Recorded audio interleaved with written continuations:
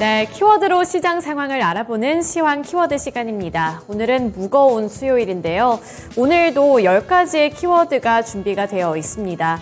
이렇게 어려운 시장 속에서도 어떠한 키워드들이 주목을 받고 있는지 함께 살펴보도록 할 텐데요. 전 초전도체 이슈, 오늘도 부각을 받고 있습니다. 그 다음으로 흑연, 경기 둔화, 디플레이션, 금리 인상과 수익성 개선, 환율, 해상풍력, 어닝쇼크와 900포인트까지 키워드가 다양하게 준비가 되어 있는데요. 환율이 장중에 1,340대 원을 돌파하기도 했습니다. 이러한 부분들이 수급에 영향을 주고 있다는 점도 확인을 해보셔야겠고요. 코스닥 지수 900포인트 선을 이탈했다는 점까지 참고해 보시면서 이 안에서도 더욱더 주목받고 있는 6가지 키워드들 살펴보도록 하겠습니다. 네, 첫 번째 키워드로 초전도체 살펴보도록 할 텐데요. 오늘 이렇게 약한 시장 흐름 속에서도 초전도체 관련 종목들 테마성 움직임이 강하게 나타나고 있습니다. 이와 관련해서 새로운 소식이 전해졌기 때문에 이렇게 관련주들이 급등하는 양상을 나타내고 있는 건데요. 퀀텀 에너지 연구소 연구진이 LK99의 초전도 현상 원리를 설명하는 내용을 수정해서 또 발표를 했습니다. LK99가 1차원 초전도체라는 주장으로 구리 원자 사이에서 전기가 저항 없이 흐른다는 내용이 가장 핵심적인 내용이었는데요. 연구진은 이번 논문 사전 공개 사이트에서 3번째로 수정 논문을 실게 되는 겁니다. 이 연구진은 이번 논문을 통해서 LK99에서 상온과 상압 초전도 현상이 일어나는 이론적 배경을 설명을 했는데요.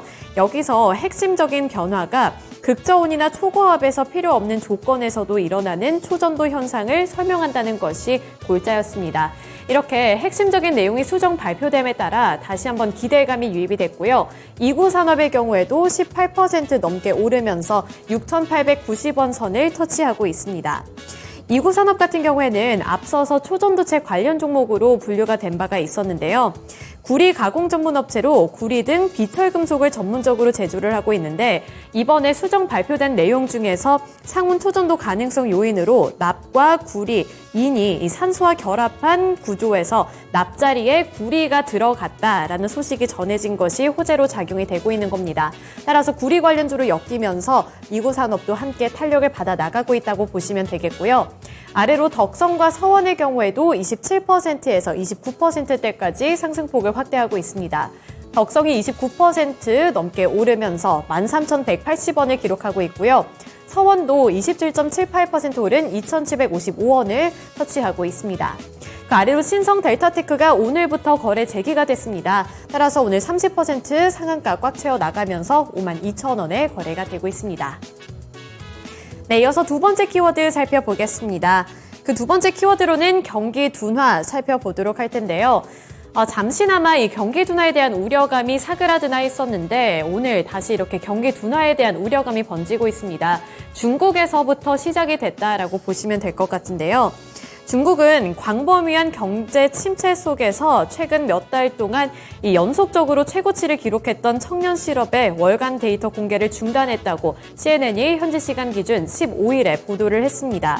따라서 블룸버그 등 여러 가지 글로벌 IB에서는 중국의 GDP 성장률 전망치도 하향 조정하고 있는데요. JP모건 체이스는 중국의 GDP 성장률 전망치를 기존 5%에서 4.8%로 하향 조정하기도 했습니다. 또 여기에 이어서 중국의 국가통계국은 7월 소매 판매가 전년 동월 대비 2.5% 늘어났다고 발표를 했는데 이는 지난해 12월 이후에 증가율이 가장 낮은 수준이라고 보시면 되고요. 또 시장의 전망치인 4.5%도 거의 반절 가까이 밑도는 수준이기 때문에 이 소매 판매에 대한 우려감까지도 번지고 있습니다. 따라서 오늘 같은 경우 이렇게 중국 소비 관련 종목들 일제히 급락하는 흐름이 나타나고 있는데요. 사실 아모레퍼시픽이나 LG생활건강 이런 화장품주들을 비롯해서 F&F, 한세실업 같은 의료 종목들까지 월요일 시장까지 강세를 나타낼 수 있었던 것은 중국인 단체 관광이 유입이 되면서 매출이 늘어날 것이라는 기대감 때문이었습니다. 하지만 현실은 중국의 경제 상황이 좋지가 않고 또 이렇게 소매 판매까지 부진하게 나타나면서 이 매출 기대감이 현실화되기까지는 어려울 수도 있다는 우려감이 번지고 있는 건데요. 따라서 이렇게 화장품주들 그리고 의료 종목들까지 전후까지 급락하는 흐름이 나타나고 있습니다. 아모레퍼시픽 3.57% 빠지고 있고요. LG생활건강은 7% 넘게 하락하고 있습니다. 46만 원 선까지 밀려났고요. F&F 5% 넘는 낙폭을 키워나가면서 10만 6,200원을 기록하는 가운데 한셀실업도 5.05% 하락한 2만 700원에 거래되고 있습니다. 네, 세 번째 키워드로 넘어가 보겠습니다. 다음 키워드로는 수익성 개선 살펴보도록 할 텐데요. 오늘은 개별적인 종목이 그 이슈에 따라서 움직이는 개별 장세가 뚜렷하게 나타납니다.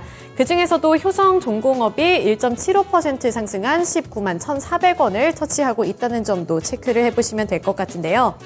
다울투자증권은 효성중공업에 대해 실적 추정치 상향 등을 반영해서 목표 주가를 기존 13만 원에서 26만 원으로 높인다고 밝혔습니다.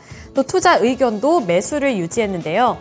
다울투자증권은 글로벌 전력 인프라 투자 확대에 따른 신규 수주 증가와 매출 증가에 따른 레버리지 효과, 또 고마진 프로젝트들의 매출 인식 시작에 따른 수익성 개선 등을 고려했을 때 향후 실적과 밸류에이션 상향이 가능하다고 판단한다며 업종 내에서 최선 우주로 꼽겠다고 밝혔습니다.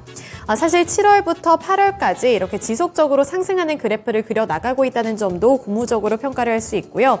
전력기기 수요는 폭발적으로 증가를 하고 있지만 업체들의 증설은 보수적으로 진행되고 있기 때문에 당분간 공급 부족이 지속될 것으로 예상을 한다면서 이미 주요 업체들은 2026년 매출분까지 수주를 받고 있는 상황으로 공급자들이 가격 협상력을 지닐 수 있기 때문에 중장기 수익성 개선은 필연적이다라고 볼 수 있다는 의견을 제시했습니다. 따라서 효성중공업도 함께 눈여겨보시면 좋겠습니다. 네, 다음 키워드 살펴보겠습니다. 그 다음 키워드로는 해상풍력 살펴보도록 할 텐데요. 이 해상풍력도 결국에는 개별적인 이슈였습니다. 개별 모멘텀에 따라서 오늘 상승하고 있는 종목 확인해 보도록 할 텐데요. 네, 종목 공개해 주시죠. SK오션플랜트입니다. SK오션플랜트 현재 구간 6.95%로 7% 가까이 되는 상승률을 나타내고 있고요. 22,300원에 거래되고 있습니다. 연이은 해상풍력 사업 발주로 호실적이 지속이 될 것이라는 증권가의 전망이 나오면서 매수세가 이쪽 SK오션플랜트 쪽으로도 유입이 되고 있는데요. SK오션플랜트의 올해 2분기 매출액은 전년 대비 52% 늘어났고요.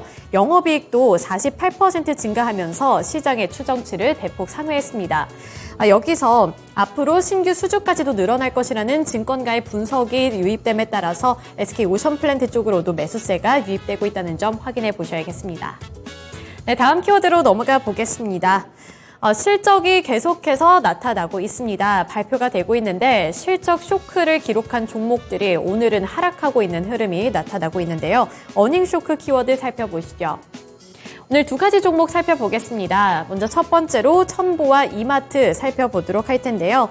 첨보의 2분기 영업이익이 전년 동기보다 91% 감소한 10억 원에 그쳤습니다.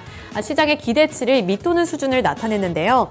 키움증권은 대표적으로 첨보가 하반기 실적과 업황을 둘러싼 불확실성이 있다면서 3분기 매출액도 작년보다 41% 감소할 것으로 전망을 했고요.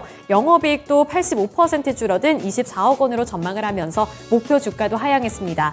기존의 27만 원에서 24만 3천 원으로 낮췄는데요. 다만 여기서 수급적인 특징 한 가지 살펴보셔야겠습니다. 기관 투자자들은 첨보를 17거래일 연속으로 매수하고 있다는 점은 수급 특징으로 잡아볼 수가 있습니다. 다음으로 이마트 보겠습니다. 이마트 3% 넘게 하락 중이고요. 3.47% 하락한 7만 5천 원을 기록하고 있는데요. 2분기 실적을 공개를 했는데 부진했습니다. 매출액은 전년 동기 대비 2% 늘어나는데 그쳤고요. 영업 손실은 530억 원을 기록을 했는데 FN가이드가 전망을 했었던 영업이익은 마이너스 181억 원이었는데 그마저도 크게 하회했습니다. 따라서 투자 심리가 약화가 되면서 이마트의 주가도 타격을 받고 있습니다. 네, 다음 키워드 살펴보시죠. 마지막으로 흑연과 관련해서 살펴보겠습니다. 흑연 광산 인수합병 논의 소식에 오늘 크리스탈 신소재의 주가가 상승세를 나타내고 있는데요. 첨단 그래핀 산업 구축 차원에서 허난성 시찬연을 방문을 해서 흑연 광산 인수합병 협력 등에 대한 논의를 진행을 했다고 밝혔습니다. 크리스탈 신소재는 이번 실사를 통해 흑연 광산 원자재부터 그래핀 생산과 응용에 주력을 해서 그래핀 산업 사슬을 구축할 계획이라고 밝혔는데요. 이렇게 흑연에 대한 기대감이 유입되면서 크리스탈 신소재 오늘 탄력을 받아 나갑니다. 3.76%가량 오른 2,600원 구간에서 거래되고 있습니다. 네, 이렇게 6가지 키워드를 통해서 시장 상황 알아봤고요. 지금까지 11시 구간 시장 상황 전달해 드렸습니다.